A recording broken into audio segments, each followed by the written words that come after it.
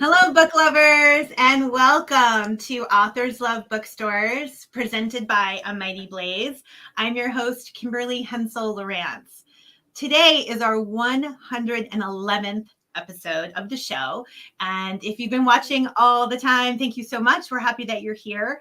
For the past 2 years, almost 2.5 years, I have virtually traveled across the US, Canada, and Great Britain with my partner, Joe Moldover, to support independent bookstores and the authors who love them. We do this by bringing to you a conversation between authors, or bringing to you many conversations actually, between authors and their favorite booksellers to shine a light on storytelling, creativity, and the small businesses that enrich our communities. Today, we're off to the Dakotas, North Dakota in particular, as part of our effort to feature bookstores in every U.S. state, as well as Puerto Rico and Washington, D.C. I'm so thrilled to welcome our guests, author Sally Koslow. I'm going to hold up Sally's book that I have color coordinated my outfit to match, and bookseller Greg Dans. Welcome to you both. Thank you. Thank you for having us. Oh, we're very happy you're here. Okay, so before we jump into questions, I want to take a moment just to introduce you to our audiences. So let's see. Sally is the author of the forthcoming novel, The Real Mrs Tobias, which will come out on September 13th, so just next week. It's published by HarperCollins, and it's great, and I hope you all will read it. And she's the author of many other books, including the Another Side of Paradise, The Late Lamented Molly Marks, The Widow Waltz, With Friends Like These, and Little Pink Slips. She is also the author of a work of nonfiction, Slouching Toward Adulthood, How to Let Go So Your Kids Can Grow Up. I think we all need to read that. Sally's books have been published in dozens of countries. She's also the former editor-in-chief of McCall's magazine. She also has taught creative writing, and she's contributed essays and articles to the New York Times, O Magazine, Real Simple, and many other magazines, newspapers, and anthologies. She lives in Manhattan, but she is originally from Fargo, North Dakota. And then Greg Dans is also here with us. He's our bookseller. He is the co-owner of I'm going to get it wrong. Zandbroz. Zandbroz. Yeah. Zandbroz Variety, which is the best name. Zandbroz Variety. So Greg founded this business with his brother, Jeff, in 1989. They took an empty turn-of-the-century building in the heart of Sioux Falls, South Dakota, and started their store. And it's a mix of things we're going to hear more about today. It's a bookstore. It's an old-fashioned soda fountain, a coffee bar, and many, many other things. The store was a hit, and they opened a second branch in Fargo, North Dakota, which is where Greg is broadcasting from today. And the stores are still going strong over 30 years later. So, welcome to you both. Thank you. Before we jump into questions to our audience, if you have questions for Sally or Greg, please feel free to post them in the comments below, and we'll get to as many as we can later on. So Sally, tell us a little bit about the last time you were home, north to Fargo. You stopped by the store. Tell us about that. I did, of course. The last time I was back was for a high school reunion. I was born and raised in Fargo. And I hope the statute of limitations never runs out on bragging that I'm from Fargo, because invariably people say, well, you're the first person I've ever met from there, or the whole state of North Dakota. And I have very warm memories of Fargo. I have to say the downtown looked much different, much better than when I was a kid. When I lived in Fargo, we had about 50,000 people, and I think now it's probably 250,000 or maybe close to 300,000, and it's a much more diverse community, and it's a real boom town, I know, with respect to the economy. And my sister was just there last week, and I got the full lowdown. She told me how they're beautiful new schools, and you hardly ever see a new school in the United States. So I feel like a proud North Dakotan, but I did want to leave. I did want to leave to move to New York to work on magazines. And I did that when I graduated from college. I don't regret that, but I have good feelings about Fargo. And Greg, so did you grow up in South Dakota and then move to North Dakota to found the store? I actually grew up in Mandan, North Dakota, the middle of North Dakota, Okay. but then lived in Sioux Falls for 12, 15 years. And there are a lot alike, the two communities, Sioux Falls and Fargo. They're both growing cities and very similar, but then moved back up to Fargo in 1991 when we opened the store here. So, yeah. So you opened the first store in 1989, and that is an incredible track record for any small business. I mean, it's just extraordinary to be able to sustain and evolve a business and to continue to flourish. Especially these past couple of years, we've talked to a lot of booksellers who have really struggled. And I wonder if you could tell us a little bit about how the store came to be. What was the inspiration for you and your brother, and your wives are also involved? Yes. So how is it that you all decided to come together to start a business? Well, my brother and I both owned old houses, loved fixing them up. And we were both working for my dad's business, which was a dairy processor. And the downtown in Sioux Falls was pretty depressed and run down. We had an opportunity to buy a beautiful old building that was sitting vacant. So we bought it and spent a year and a half fixing it up, and then was like, well, what should we do with it? And I grew up loving books. I was an English lit major. My first job out of college was working for a book wholesaler in Minneapolis. So I wanted to sell books, but 1989, like today, it's a tough business.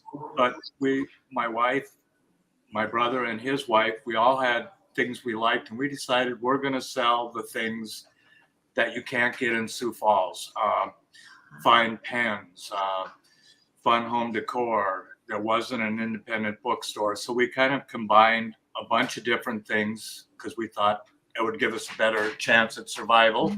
My dad, being an old milkman, he insisted we put in soda fountains. Believe it or not, in 1989 and 1991, when we moved to Fargo, you couldn't get a cup of espresso or a cappuccino. So we decided we had to have coffee bars. I'm happy to say, though, that now you can get cappuccino on every corner. We have closed our soda fountains and coffee bars, and it was wonderful because the food business is a whole different business. So now my former soda fountain coffee bar in the Fargo store is a used bookstore, and so we have new books and used books, and it's way more fun than the restaurant business. Yeah. But that's kind of how we started. And same thing in Fargo. I'm blessed with 4 brothers and 4 sisters. I had 3 sisters in Fargo at the time.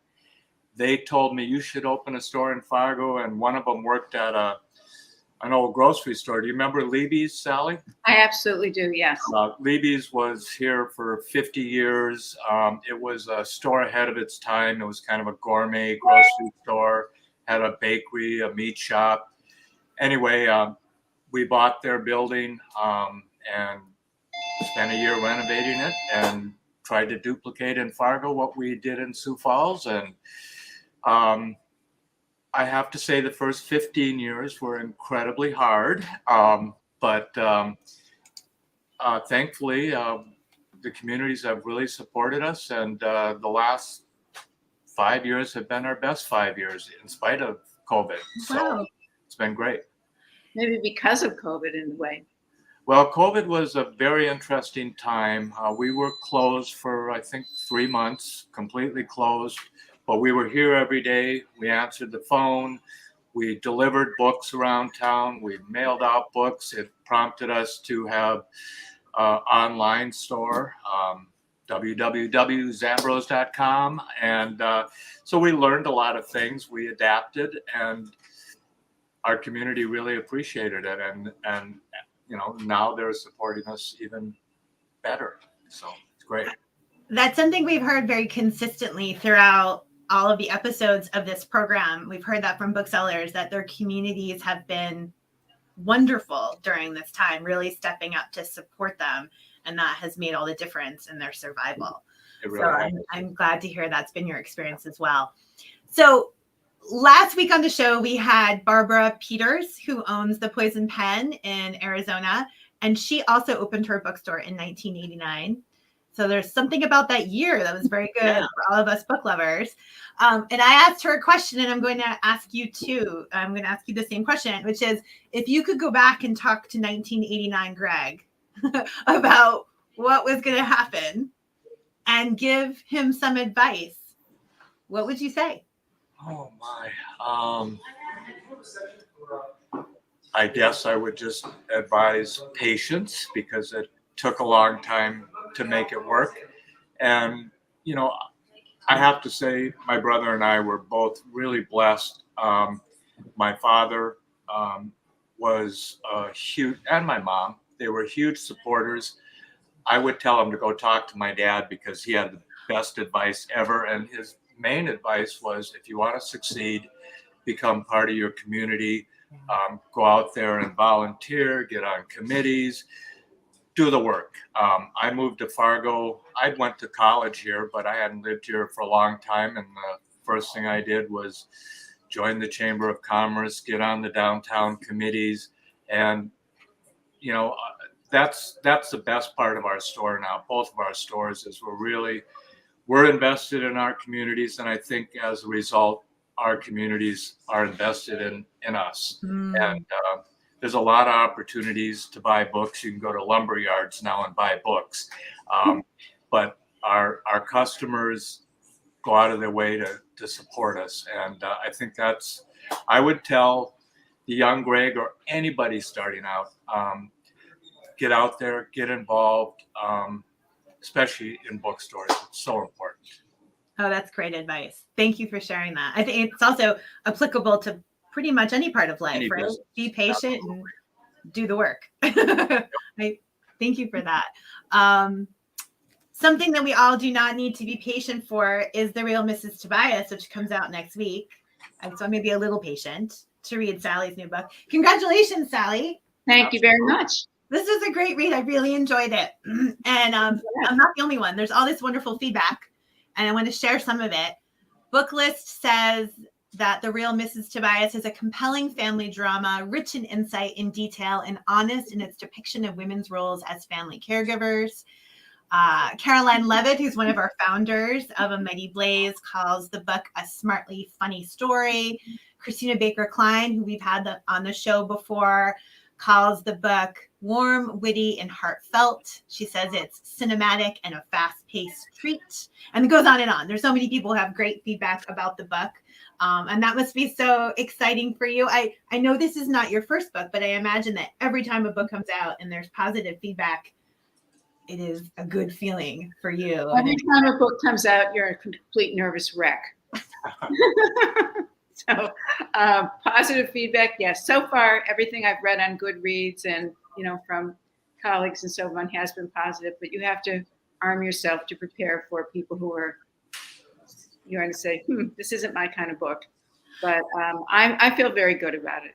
So you go on Goodreads. That's like... I love Goodreads. If I wasn't on Goodreads, I wouldn't be able to remember the names of any of the books I read. So I have to keep track of them there. Because I've heard from some authors that they can't go on Goodreads because it stresses them out to read what people are writing about their books. Well, once in a while you do get a 1-star review, and then I say to myself, what an idiot. So I just don't let myself believe it. Yeah. And I don't read every review because after a while it starts to get a little repetitive, or you feel like there should be other things you do with your time. But I tend to want feedback. Yeah. And I always look for patterns because you learn from that. People say, that's good advice. You hear the same thing more than once. So far I haven't. But so can you tell our audience a little bit about the book? Sure. I always don't want to give any spoilers away. So it's always safer to have the author give a little overview. Well, I'm always intrigued by families. You really don't have to look beyond most families to find some really good secrets and some really good stories and some interesting relationships.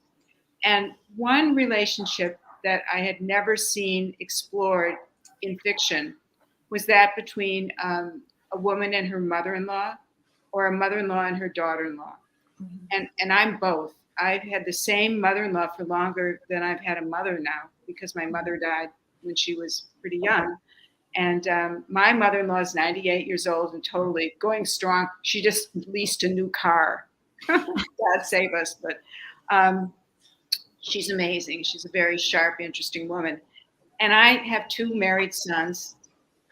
One married a girl from Omaha, Nebraska, and the other one married a girl from Berlin. And from somewhere in Germany, not Berlin, actually. That's where her family lives. And I have found the relationships interesting, daunting, and so on. So I wanted to try to capture those feelings in a book that would tell an interesting family story from the point of view of the women who married into the family. So in this case, I have three generations. I have the matriarch, who's a 74-year-old woman who's a psychiatrist and an analyst. And she has a daughter who's from the Twin Cities, actually.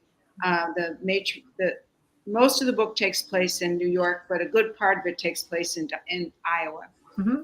And the Midwestern Twin Cities daughter-in-law moved to New York when she was a young woman. And then she has children very young. So she's only 44, but she actually already has married children, which, when I grew up in Fargo, that wasn't unusual, but it's pretty unusual on the East Coast. And we all know the first marriages are people getting older and older. In any case, she has a daughter-in-law, and a number of things happen. The book kicks off with a family meeting. There are different styles to the families. The Midwestern family in Iowa is perhaps less intrusive than the New York family.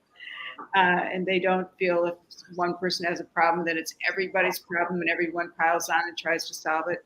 So the book kicks off with the son of the grandson of the oldest one and the son of the middle one gets into a real scrape, and the whole family tries to solve it. And then there are a number of other issues that come up during the course of the book. And while I'm really delighted when everyone says it's witty, it's funny, the fact is it's not a completely funny book. There are a lot of difficult, compelling things that happen to this family during the course of the 350 pages, however long it is. And I feel proud of the growth of the characters over the course of the book and the insights that I hope I've illuminated in the book. Wonderful. We have an audience question for you already. Let me put it up on the screen. So Raina says that she loved Another Side of Paradise. And she wanted to know, you've already answered her second question, but her first question was, how was writing The Real Mrs. Tobias different than writing your previous books?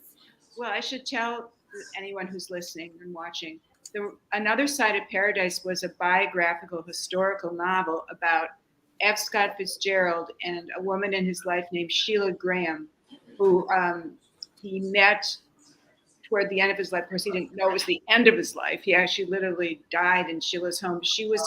His wife Zelda was very sick, mentally ill, and she was on the East Coast in a sanitarium. And he went to Hollywood to write scripts. This was a common thing at the time. We're talking about the late 1930s. And he met Sheila, who was a really fascinating, self-invented woman from London, who was a gossip columnist. And the two of them had a real bond. She was madly in love with him. So that book was based on real events.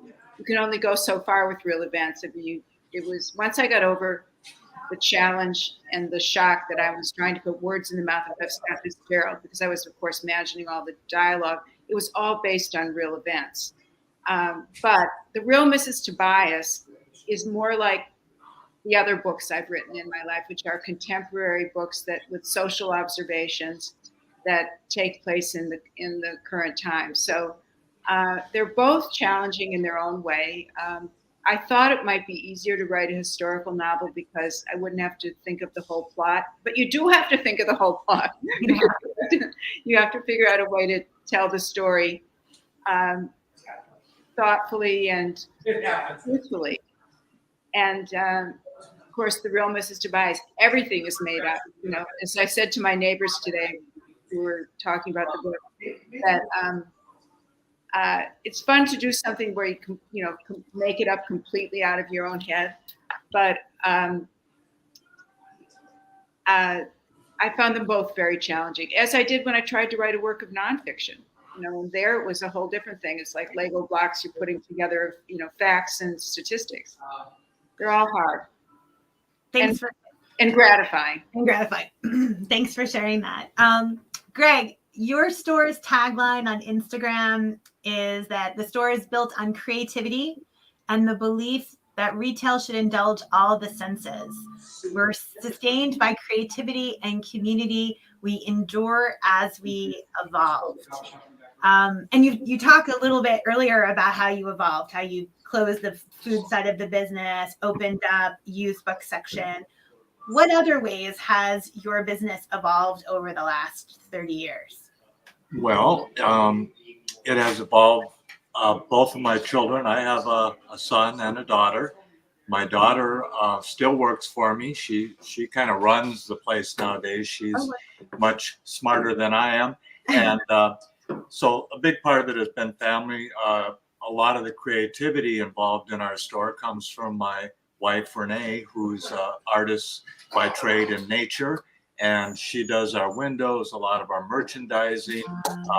So we have, and my daughter's a pretty good artist and a pretty visual person. So they balance me because I'm none of those things. And so we encourage our staff and our families to be involved, to be creative. They help guide everything from the product we carry to how we display it to how we do things. And that really makes it a lot more fun to come to work every day because it's always changing. If you looked at our stores in the early 90s and then came to our stores now, the books are the same, although books have expanded in our Fargo store for sure. But the product we carry has changed, I guess, to reflect how we've changed and how the communities have changed. And so it's fun. It's just an ongoing evolution. It's fun. So I find this fascinating. So you have two generations of your family work in the store. What is the key to working with family? Because that sounds like that would be like delightful or really hard. It's got a lot of pluses and minuses. I grew up working for my dad. I worked for my dad from the time I was 10 years old. And then like Sally, when I got out of high school and college, I said, I don't want to work for my dad anymore. I want to get the hell out of North Dakota. So I moved to the big city, Minneapolis. But then I ended up starting a business there with my brother.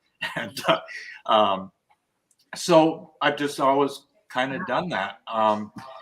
It's challenging because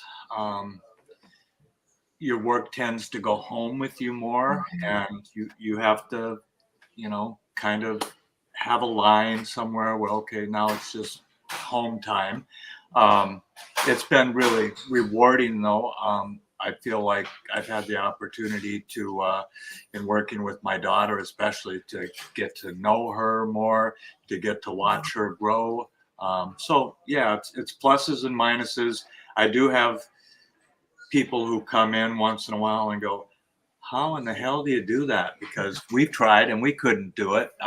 And, so I think a lot of it just depends on the situation, the family. But I've been blessed. So I have to jump in though and say, I want to talk a little bit about Sally's book. Yes, please. Because when you asked me to do this, I said, well, send me the book. I want to read the book. When I got the book, I thought, oh, what have I gotten myself into? This looks like, a woman's book, and this is something that I guess I want to say is we judge books by their cover and the blurbs on the back. I have to say, Sally, I really enjoyed the book, and it's much more than a story about mothers and mothers-in-laws. It's family dynamics. I really thought you nailed the three men in the book. I really enjoyed their characters as much or being a man or more than the women. So you did really well. And to me, it just pointed out, it was a reminder that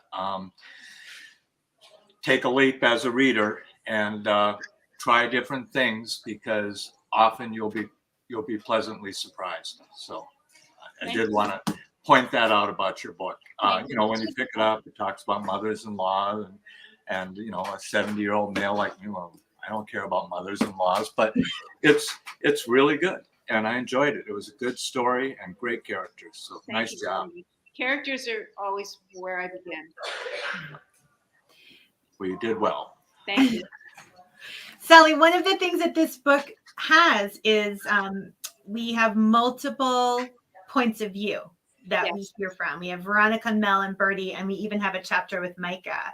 And I'm curious from a writer sort of tip or strategies, how do you write multiple points of view? Do you write all of Mel and then all of Veronica, all of Bertie, or do you hop back and forth?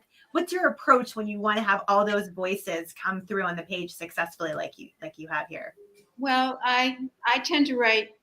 I don't have an outline. I know where I want to go, but I'm not a person who can outline everything. But if I did, it would be a really dull book, because I'm more likely to think of something in the middle of the night, which happens next. I wrote it more or less chronologically and moving from character to character. But I do think that when I reread things and rewrite as I go about 75 times. So I know somewhere along the line, I probably read it only reading the Mel chapters and only reading the Veronica chapters. And there were certain voices. They have to have distinctive voices. So there would be certain ways that a quote from Veronica would never sound like a quote from Mel or Bertie. So that was in my head too. The book also, I thought, develops spends time examining the differences between East Coasters and Midwesterners. So yes, I feel the Midwest is highly underappreciated and written about. That I just don't think that we have enough books written from a Midwestern point of view.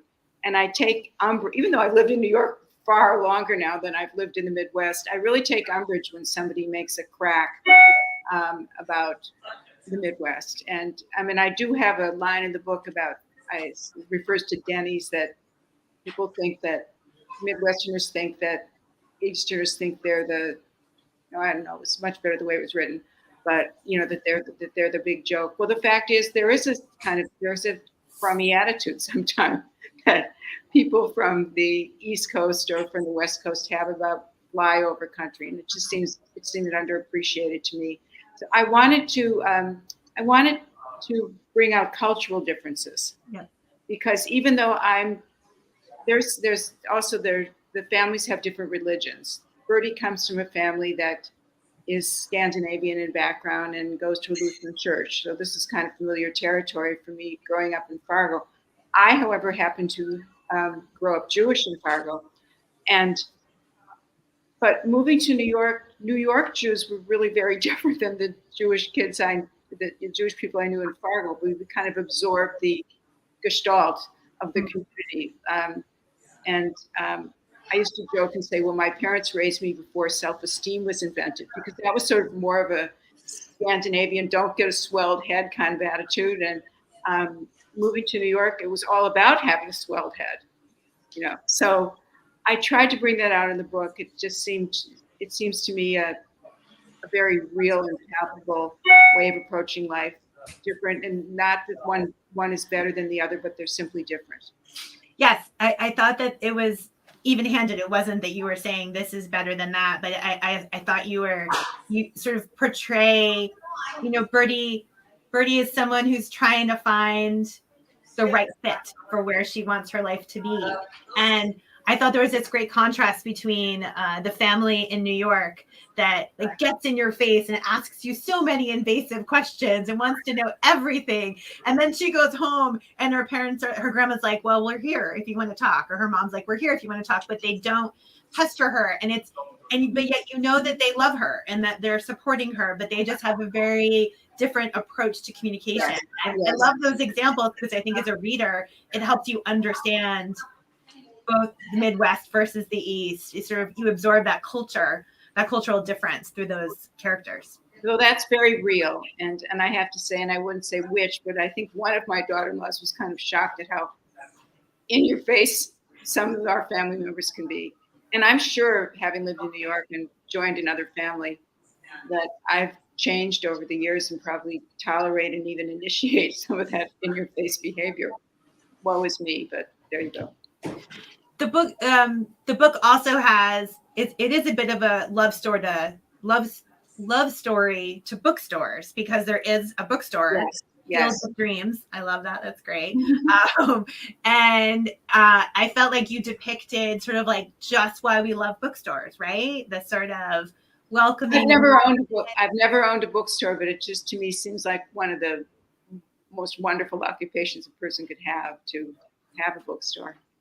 What do you think, Greg? Is it the most wonderful occupation? I think she's right. You get to you're learning every day. You get to meet, I think, really interesting people. It's got its challenges, but I had to laugh at, I must have been Birdie, but there was a comment in the book about we assume Midwestern people are friendlier, easier to get to know. We've been to New York a lot of times. That's where we go to their gift show. One of the characters mentioned, no, I think people in New York are easier to get to meet and are as friendly or more friendly than the Midwest. And I would have to agree sometimes. I think when you travel, people are the same everywhere, I think. But I've loved New York City for that. You can walk down the street and I can ask really stupid questions of people, and they're always very patient of my question and go out of their way to be helpful and answer it. And so it's pretty remarkable, actually. Thank you. Greg, the store does live events. Have you started back up doing live events? We're back in the live event business. Easing into it. We just did one last weekend with William Kent Kruger, and I knew he's a Minnesota author, mystery writer, and I knew we'd have a huge crowd because he's got this fanatic following. So I got the Fargo Public Library to let us use their great big air-conditioned room, and we filled it up, and it was awesome. And so it's fun. I like live events. They're a real challenge. I mean, I can tell you about a lot of live events with me and an author and maybe one person, and other events where we've had to turn people away. So it's always a crapshoot and kind of scary, but it's fun. If you think back on all the events that you've done, is there one that was your absolute favorite? The one that you like tell at dinner parties? Wow. The one that like, you were in awe to meet the author? Over 30 years, we've had a lot of really fun ones. I guess a recent one it was probably the first one we did after the pandemic. It was two regional writers, one who was my college teacher, Mark Vins, a poet. It was his last book of poetry, I think. And then Deborah Marquardt, who's also from North Dakota and does brilliant work. And they're both great. But they were all going to be the next day on this North Dakota Humanities TV forum. And the third author that was going to be on there was Louise Erdrich. And Louise is huge, and rightfully so. And she's also got to be a good friend because she comes in the store when she's in town. But we've never had her for an event because she doesn't like to do events. And I've sold books for her at bigger events where people have brought her in for speaking engagements. But we've never had her in the store. But I said, Mark was your teacher. Deb. I want it to be Mark and Deb's day, but I know you're going to be in town. Would you come and just be there? And because I know Mark would really appreciate it. And she said, oh, I'd love to. And if you want me to, I'd love to read from her new book, The Sentence. I'd love to do a little reading from my book. And I said, absolutely, but I'm not going to advertise you as even coming. And so we had a nice full house. and including Louise. And it was so much fun because it made Mark and Deborah's day that she was there for them.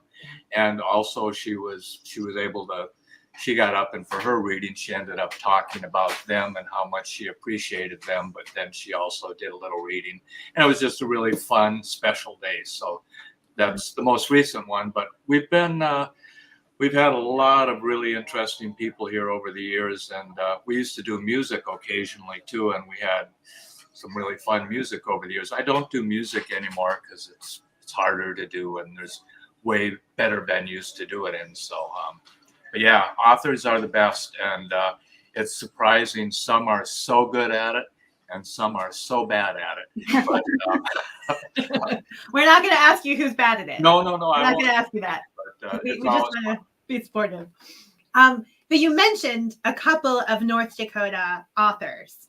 And so that's a great segue into my next question, which is, of course, we want everyone to read The Real Mrs. Tobias. Absolutely. Link below. Please go buy it. Who would you recommend if I said to you, actually, I've never read anything by a North Dakota author? That's an oversight. Where should I start? A lot of them are under the radar because they're like Sally, they go away. But I think the roots of North Dakota is a good building block for being a writer. And there are a lot of, probably our most prominent writer other than Louise from North Dakota just died recently, and that's Larry Woiwoody.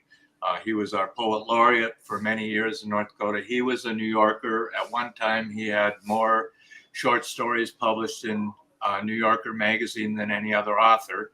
Oh, wow. At one point in his career, at the top of his career, he decided to buy a farm outside Jamestown, North Dakota, and move back. And so we got to have Larry in the store a couple times. But the other fun thing is there's some new young authors from North Dakota, and I wanted to point out a couple of those. Oh, please. I'll get her name wrong, but there's a wonderful book called Oh Beautiful by Young Yoon, a Korean-American woman who grew up in North Dakota. And at the same time, we had another Korean-American who grew up in North Dakota come back and read from his new book, Reprieve, and that's James Han Matson. Both really, really good authors, and we're going to see a lot more from them coming up. There's a whole family of authors from Fargo-Moorhead, the Engers, Leif Enger, Lynn Enger, and now Leif's son just came out with a new book published by North Dakota State University Press, which is also coming into its own and has a new leader, and they're doing wonderful things. So yeah, there's a lot of great books. The oil boom in North Dakota brought out everybody from John Sayles came to North Dakota and wrote a book about the oil boom. My favorite one, though, is a book called The Good Hand, and that's by a young man named Michael Patrick Smith, who drove out here from, I believe he was a New Yorker, a folk singer in New York City, who decided, I need to make a whole bunch of money. I'm going to go to North Dakota and work the oil boom. And he worked here for about a year, didn't make a lot of money, but he got a really good book out of it. So I recommend his book. So yeah, and there's, when I went to college here, one of my teachers was Tom McGrath, one of America's greatest poets. So we have a long kind of tradition of really good writers coming out of here, starting with Ole Rolbag and people like that. So there's a lot of great literature from our part of the world. Thank you for making those recommendations. We're putting a whole bunch of links below so people can go check those out. Sally, you mentioned earlier that you have a mother-in-law who is 98. It sounds awesome. And you have two daughters-in-law. And I'm wondering, have they read The Real Mrs. Tobias, and what do they think? Well, one of my daughter-in-laws just finished it. It took her a long time because she's got two kids and she's working.